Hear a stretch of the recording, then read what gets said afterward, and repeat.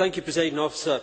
There is no doubt that what we are facing in this country is a serious problem. The report this morning from Audit Scotland highlighted some of the significant issues.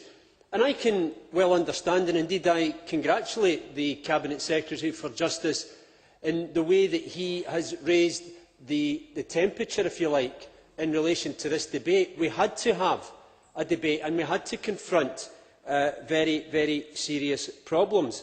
But I am also pleased that the emphasis from ministers has now shifted to some extent towards the health problem, because while Bill Aitken is absolutely right, there are a minority of people in this country who are causing a problem with their behaviour in relation to alcohol, and it is right that we use enforcement measures, and it is right that we take preventative measures with justice-related powers and responsibilities. It is also the case, unfortunately, that I do not think Bill Aitken dwelt significantly enough on, that there are far too many people in this country now whose health is beginning to suffer because of the hidden consumption of alcohol at home, and maybe sometimes not so hidden when they go for a night out. And we have got to realise that there are many people in this country who would not necessarily be a problem in relation to antisocial behaviour or crime, or who may not regard themselves as problem drinkers, who now have a growing difficulty and problem in relation to alcohol. And the Cabinet Secretary for Health has well documented today some of the significant impact that is having.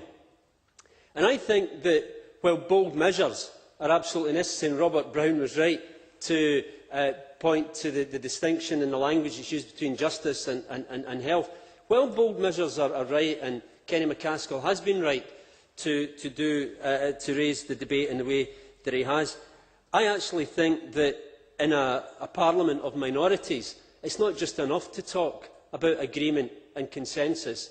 We actually need to deliver agreement and consensus. And frankly, on this issue, there is no party political advantage to be gained.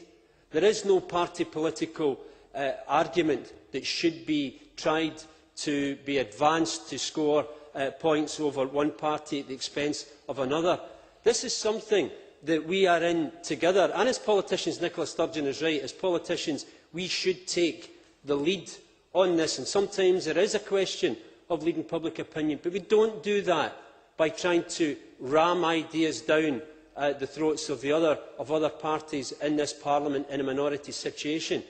And I would suggest that on this, above all issues, we need a cross-party approach. We should be looking back historically to some of the work done by Strathclyde Regional Council, for example, and the officer member working group reports that were done, where all parties came together to make some bold, imaginative and radical suggestions about advancing social policy.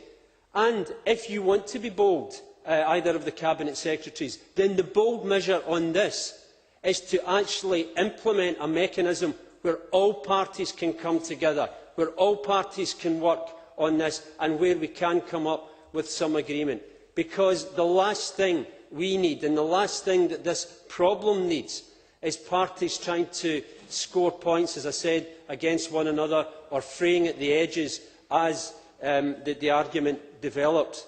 If we cannot together work out a solution to this problem, then the present generation of Scots will suffer, and future generations will continue to suffer. This is too big an issue for us to revert back to our own party political dogma and our own political bunkers. And I appeal to the Cabinet Secretary, both of them, to reach out to other parties, and I would appeal to other parties to approach this in the way that I think the problem demands, to rise above your own political perspectives, to come together to work out a solution that will have a lasting effect, and it may well require radical and bold solutions. The problem needs that type of approach, and for once can we not do the right thing in this Parliament?